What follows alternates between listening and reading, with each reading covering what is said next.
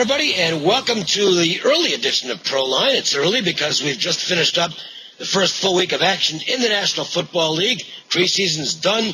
These games count. We've made some observations, which we're going to pass along. Jim Feist is here, the world champion handicapper himself, Fairway Jay. I'm Dave Cokin. Before we get into the nuts and bolts of what we're going to talk about, let's let you guys know what we've got going for this week and this weekend coming up. Jim, huge Sunday. I know Saturday wasn't your favorite day, but monster Sunday in the NFL. Dave, welcome to Fairway Jay, first show for Fairway. That's right. Great to be here. Saturday was one of those days. I won some games, I lost some games, but it seemed like all the top plays on Saturday did poorly, and that really bothers me. And I really had a lot of pressure on me going into Sunday, and I bounced back nice. I was 7-4 in 11 plays on Sunday, Monday, and the most important part of that was I was 5-1 in my top plays. So it turned out to be a monster good week. The biggest was my 100-star high roller total on the Colts-Bears over. I spotted that one early. The line moved pretty good, but it still went over. They scored 62 points. The line was much lower than that. Now, if everybody would call on Wednesday, you can play the rest of September. That's right. The rest of September's football for just $15, including a high roller baseball play that goes on Wednesday, Saturday, the first conference game of the year in college, and Sunday's NFL Dog of the Month. All this for $15. 1-866-841-1655. Again, that's 1-866-841-1655. Remember, you call on Wednesday, you get the rest of September. It includes the high roller baseball play on Wednesday, the conference game of the year in college on Saturday, and Sunday's NFL Dog of the Month. $15. 1-866-841-1655. Dave? Well, I'm going to focus on one game again. Last weekend, the main focus was on my college game of the month. I thought you'll never hear me say the line's off by 3 touchdowns or something like that, because I don't think lines makers make those kinds of mistakes. But sometimes a team is in a position to outperform the line by 3 touchdowns. And I really thought that was the case with Arizona State. Got very positive reports on them against Northern Arizona, and it's legit. This team is really loaded athletically. Now that they've got an actual football coach and not somebody who was retired and just farting around down in Arizona, which, sorry, Dennis Erickson, but that's what he was doing. This team's going to explode. They're going to be a player this year in the Pac-12. Illinois was beat up. They're putting in a new offense that I'm not sure is going to work with the personnel they have. I think Beckham will get it to work eventually, but not with this talent. So I think they could have some problems this year. And that wasn't the only good result of the weekend. My window plays were perfect for the whole weekend. Utah State on Friday, the Arizona State game on Saturday, the Patriots on Sunday, perfect 3-0. Also had a huge play on Oregon State on Saturday and on Louisiana Tech. I did blow my super total on Saturday, and in fact lost it by about 80 or something like that. I played the game the under, and one team went over by themselves. So, kind of missed that one by just a bit. Sunday, NFL, Arizona Cardinals, my big play. The Patriots I mentioned also hit the under in the Browns-Eagles game. I lost the Packers. So, added them up for yourself. Not perfect. So if you're parlaying all my games, you lost. Okay? That's why I don't parlay them, all right? It's as simple as that. Play them one game each. You're going to do just fine. I got my underdog of the month going on Saturday. I'm going to guarantee the game is going to win outright. You will not need the points. So if it loses but covers, the guarantee still kicks in. But I really don't, I'm not worried about it. It's not that the odds makers have the wrong side favored. I think that's a good number.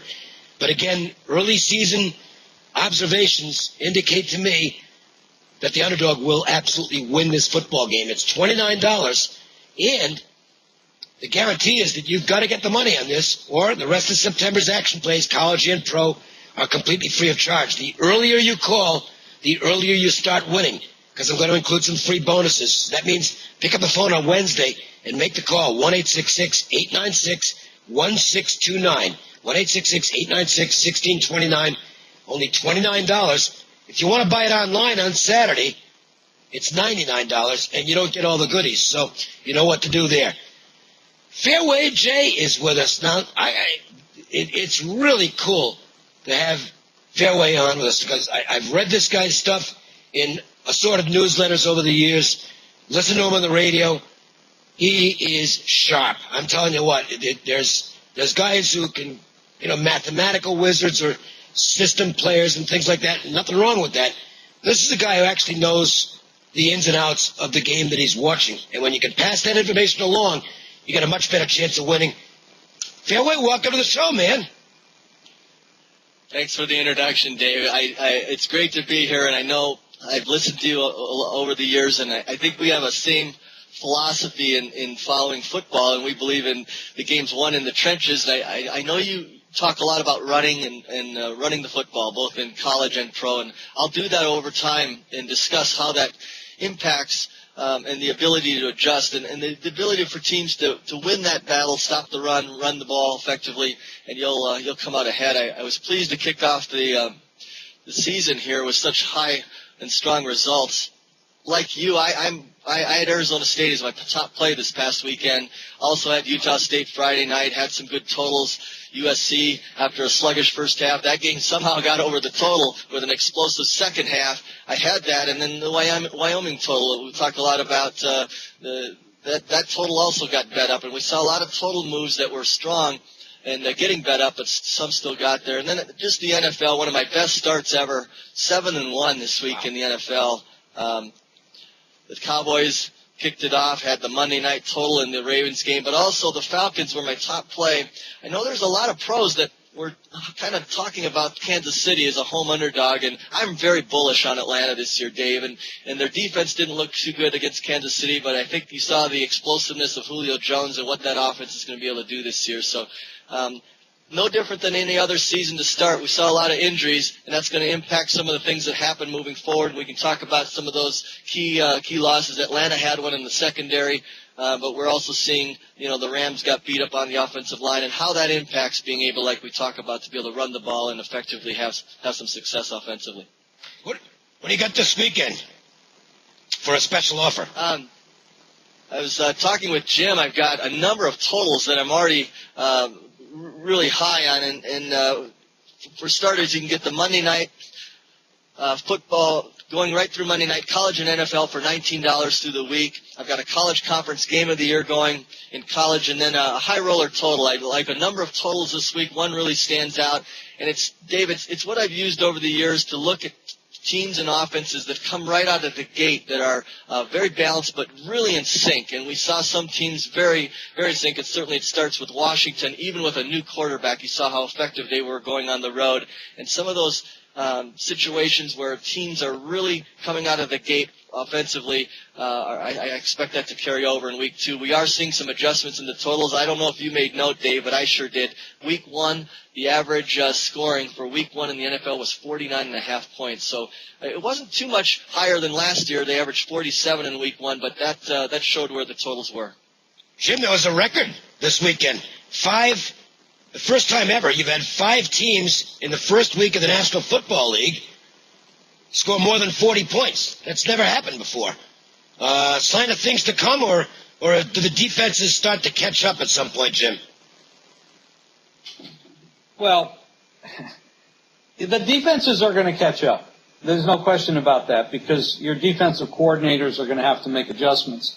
And because it's become a passing league, you're going to probably see a lot more people, defensive coordinators, dropping more people into coverage and stopping some of the deep balls, because that's what's happening right now. It's starting to look like the old USFL.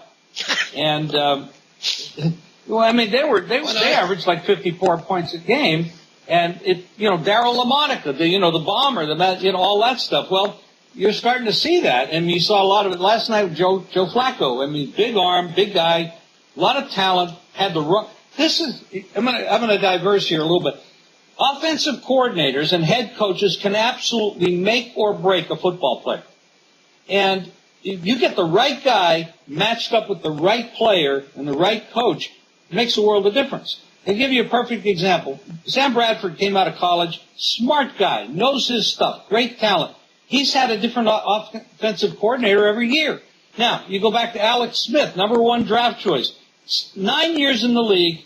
The last 2 years, he has the same offensive coordinator. The first 7 years, every year was a different offensive scheme. Impossible to get that all together and make that work. The defenses are going to catch up, to answer your question. But what's going to also happen is the odds makers are going to catch up. So instead of the 47s, you're going to be looking at 51s. Yep. So our job as a handicapper is to see what defensive coordinator can make the adjustment and how much are they changing the line to compensate for all these overs. And like you said, a lot of big overs the last couple of weeks. The preseason was the same way as well. So I'm looking for a lot of adjustments. But right now, until the odds makers catch up, beware of big scores. I'll tell you one thing. You don't have a quarterback in this league. You got no shot now. It used to be that you could have a balanced offense and have a guy out there to manage the game and get by if you had a good defense. The rules are such now that it's really tough to play defense in the National Football League. I mean, the 49ers played a great defensive game on Sunday, and Green Bay still put a big offensive yardage. Not a lot of points, but a lot of yards. I'm going to be honest. From my standpoint, I really don't enjoy it very much. I don't think it's real football. It's like a video game out there.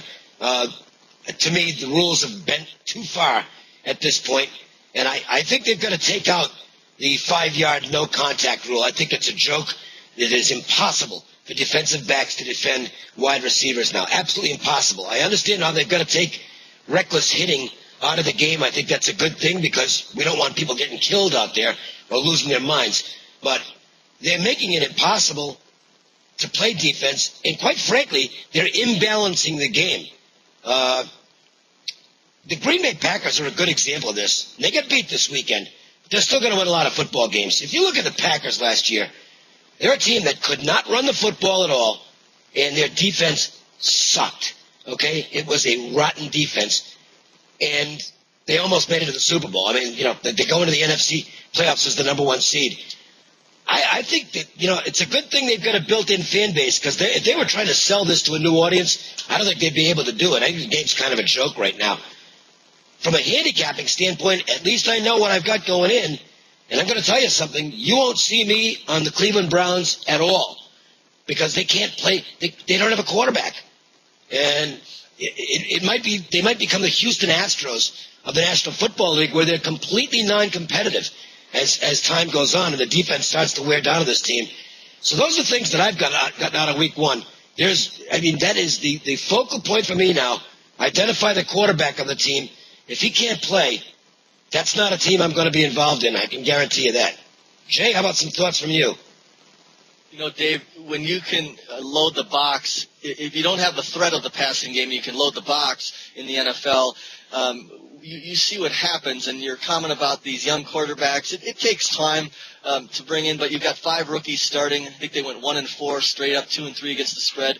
The 2 teams that really struggled, as you said, were the Browns, 3.6 yards per play, only 111 passing yards. And then the Seahawks were also only 3.6 yards per play. You saw a little better performance out of Russell Wilson in the second half. He actually got them the lead before falling. But I agree 100% with the comments on the rule changes. We saw it protecting the quarterbacks for so long that the defensive players couldn't hit them late. But now, with the quarterbacks out on the island and not being able to bump and have that ability to stay with the receivers, you are going to see. I can't imagine you won't see more scoring, but also the defensive interference calls. And then I made note, Dave, that we're seeing a number of defensive backs go down here. Ed Reed had a concussion for Baltimore. I mentioned the Atlanta quarterback Grimes is out. Now, they have Dante Robinson and Samuel, so they've got some solid secondary personnel to back up or have some depth there. But I noticed that Darrelle Revis of the Jets had an injury. The Cleveland Browns, Joe Hayden is suspended for the next 4 games. Obviously, Jonathan Billman was activated. Now, as a linebacker, he's actually on a PUP list. So if we don't have that kind of personnel in the secondary that can match up, and they're already at a disadvantage from some of the rules, it's going to create issues, I think, moving forward for the defenses. But like Jim said, you are going to see adjustments. Some of these totals have already been moving up, but historically it still shows, Dave, that the unders will balance out, the over-unders will balance out. You just have to be selective in understanding what's going on. Why don't we look at one game this weekend, our featured game to talk about today. Not necessarily going to give you an opinion just yet on this game because it's early in the week, but the 49ers and Lions is certainly a marquee-type matchup this weekend. The 49ers actually will be at home. It's the Lions at 49ers. The Lions did what we're used to seeing out of them. They scored a lot of points. They threw the ball all over the place. Stafford had some bad moments in the first half, but settled in, and they got a dramatic win. Tougher than I think a lot of people thought it would be, but nevertheless, it's a win. The 49ers go on the road and immediately indicate that anybody who thinks last year was a fluke, and I was one of those people, better think again. This is a really good football team, and it is the kind of matchup I like as a fan because you've got a big offense against what might be the best defense in the league. Any advantages that you can see early on? Are you talking to me? Well, either way. Okay. Well, first of all, I actually bet San Francisco to win the division, the conference, and the Super Bowl. The reason I did that is because I feel they're one of the few teams in football that have all the ingredients. They got a workable quarterback and I just pointed out a couple minutes ago, he has the same offensive coordinator 2 years in a row. He threw very few interceptions last year. He was very serviceable. They added Manningham, they re-signed Ginn, and they added Randy Moss, who still can play football, obviously, showed that this past Sunday. That's a very solid team that was one injury away from being in the Super Bowl last year. They had a backup playing, and I don't remember who got hurt, what the other player's name was, but he muffed a couple of plays, and that's why the Giants were able to beat them. They beat the crap out of the Giants in that game physically. This is a very physical defensive football team. Nobody wants to play them. They're very rough. And the team that I see in the AFC that's most like them, ironically, is Baltimore, who happens to be coached by the brother. Okay? You could very easily see Harbaugh against Harbaugh in the Super Bowl. They have two tremendous football teams. I happen to think San Francisco is the better of the two. Now, you could throw in another team like Houston, who has a good defensive coordinator, good defense, great running game, very good quarterback, great wide receivers. And they were almost there last year with a backup quarterback and several injuries. So I think that San Francisco is far better than Detroit. I think Detroit is, on a couple breaks, 8, 9, 10 wins. I think San Francisco is better than that, and San Francisco would be a much bigger favorite to make it to the Super Bowl. Of course, Detroit plays in a much tougher conference with Chicago and Green Bay in there. So, division, I should say. I think this number is very high. I don't think that San Francisco should be 6.5 or 7 point favorite in this game. And I think there's a tremendous amount of adjustment that has been made to this number off of 1 week because they went to, not really 1 week. It goes back to the championship game too. But that's a huge number to lay against a team like Detroit that has a lot of backdoor cover possibility. And, with that passing game that Detroit has, if you're up 10 on them or 12 or 8, you got some problems. This team can motor, and they got the wide receiver to do it. So I think the number's too high. I think San Francisco's better. They're at home. That all works for them, but I think the number's too high. Jay, I want to ask you, now last year, when these teams met last year, Alex Smith throws a touchdown late. The Lions, the 49ers get a 25-19 win. The Lions were unbeaten at the time. That was their first loss. And then the memorable post-game exchange between Jim Schwartz and Jim Harbaugh. A little bit of ice there to melt between these two guys. I don't think they like each other. How much does what's left over from last year impact this game? Is revenge a key factor here for the Lions, Jay? I'll never in the NFL. I don't put as much stock into that at all. However, it's certainly going to be, from a media standpoint, they're going to talk that up this week, and for good measure, it's a Sunday night game. I don't recall the statistics from that contest. I remember Detroit having the lead late, like you said, in San Francisco pulled that out at Detroit last year. The key that Jim talked about, and we both went over this a little bit, this line I think has been adjusted based on the results from last week. Because I don't think in week one that San Francisco had this game and played a week ago and we didn't know the results. I don't believe they would have been favored if they were in Detroit. And this line telling you above a touchdown is saying that, if this game were in Detroit this week, the Niners would be a pick or possibly a small favorite. And that's adjusting to what we saw. It was an impressive debut. Week one for the 49ers. They ran, Dave, you talked about Green Bay having one of the worst defenses last year at 400 yards a game, allowing New England was right behind them, dead last from a yardage standpoint. But the Niners were top 4 in the NFL, and they run the ball effectively. They stop the run. Their defense overall is solid. They have very good special teams play. They do fundamentally what you look for in a football team. And Alex Smith he's not just a caretaker. He's shown now he's got some weapons, and as well he doesn't turn the ball over. And 186 yards on the ground, to me, was very impressive last week at Green Bay. Detroit did have 3 turnovers in the first half last week. They fell behind, but like Jim said, tons of weapons, backboard potential. You can't feel comfortable, even with San Francisco up 10 or 13 points, if they got that lead, that they're going to be able to cover this number, because Detroit has that ability. So I think the number's also a touch high. From what I would anticipate, I don't believe it should be a touchdown or higher, but you can't argue with how San Francisco's their philosophy. They are solid offensively, they're consistent, they run it, and defensively they're very strong. Good stuff, guys. Anything else before we recap the promos and move on? Again, a reminder, by the way, we'll have 2 more pro lines later in the week, where we've got late information to pass along to you.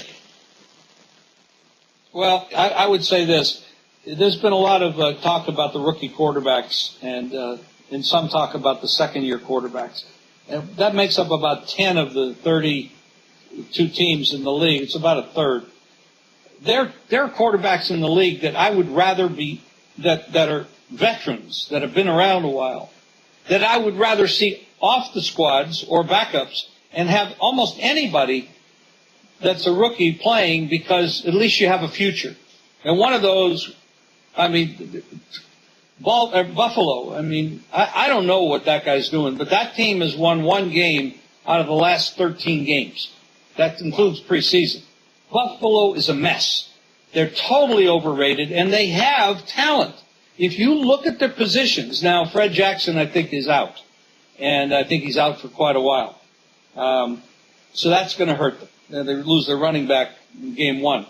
But Fitzpatrick has looked a mess since the first 5 or 6 games last year, and it continued last week. And by the way, hats off to Rex Ryan and Mark Sanchez for an incredible game. I don't know if I should give all the credit to the Jets or give all of the credit for that game to Buffalo, or maybe a little bit of both. But Sanchez looked great. The Jets had a great game plan. They are the highest scoring team in football right now, by the way. And that would never have been. This is a team that didn't score a touchdown until the final game of preseason. It's all because of Tebow. But anyway, his 11 yards was the reason that they won that game. Carson Palmer, I think he's 4 years at least past his prime. They paid an enormous amount of money to get him. He can't perform at the level he used to, and I'm not knocking the guy personally, but, we all have our moment in the sun, and then you have to go to the backup squad. But there's several players around the league like that are just hanging on. They're in starting positions, and it's time for those teams to move on. What they did in Cleveland, I don't understand. They gave this guy Whedon, out of college, the starting job before camp, which was ridiculous. And and now he's getting caught under the flag. I guess you all saw that. But he looks a mess. The guy looks a mess. The team, poorly coached, but their defense is strong. And, you know, what can I say? There's 5 or 6 teams in the league where they need to make some real big adjustments. Fairway, I noticed you had an offer, but you never told anybody how to get your offer. Thanks, Dave and Jim. Again, we'll have some top totals and hope to repeat our NFL week this year. You can call 1-866-896-1627. Just inquire about how to get on for the weekend. We'll have college conference game of the year going and look to repeat our NFL. As you again evaluate, it's important not to overreact to what you saw. I know a lot of our fans that watch football are surprised to see New Orleans and Green Bay lose, and certainly when they were 8-0 at home last year in the regular season, it is somewhat of a surprise. But I think as we talk, we're never surprised by the results in the NFL, certainly from a point spread perspective. And you need to understand that these lines and totals and they adjust a little bit. And as a bettor, you can't overreact. You have to stay within and understand some of the fundamental matchups. We're going to see more scoring, I do think, as Dave. And sometimes you want to be ahead of the curve on that. The line maker is going to adjust, but if you can identify which teams are ready to go, I think you can still have some success betting these totals up and over in the right situation. I ironically had some under the total winners despite all of those results last week with higher scoring games, so I was able to identify a team like the Browns. I had the Browns-Eagles game under the total that I expected to struggle, and they did. So that's a $19 offer from Jay. Make sure and call Fairway at 1-866-896-1627. That's almost the same number I have, pretty close. And you can get my guaranteed underdog of the month in college football, coming off a big weekend highlighted by the Arizona State Game of the Month winner. College dog of the month, guaranteed to win outright. $29. The earlier you sign up, the earlier the early free bonus plays kick in, so you can make some money with those. And the big game has to win outright, or you get the rest of my action plays for September, college and pro, at no cost. $29. $99 online on Saturday. $29 if you call 1-866-896-1629. And Jim, high roller baseball playing Wednesday. A chance to get on the rest of September football at an extremely low price, and includes a dog of the month and a first conference game of the year in college football as well. Absolutely, Dave. And all the people out there, you should realize that football season is a very short window of opportunity to really make some money. And I'm telling you, I had some big action this week. I'm talking both personally and for my customers, and I'm smiling. And you want to smile? You make the call. $15, you get the rest of September. You get the high roller baseball game, you get the conference game of the year in college, and you get the dog of the month on Sunday, $15. And it's 1-866-841-1655. One thing I wanted to mention, Dave, but we never brought it up, but we're talking about a lot of shortcomings in some of these teams, but Washington Redskins and RG3, that was an amazing performance, and hats off. That was incredible. I never expected that. Lots more to come. Yeah. All right, guys. Yes. A lot. Including from us, because we've got the college edition and the late week NFL edition of ProLine still to do. We will get those to you in the next couple of days. Make sure and keep visiting the website for brand new tapes and hopefully good information. For Fairway Jay, for Jim Feist, I'm Dave Cokin. Thanks a lot for watching. Have a great day.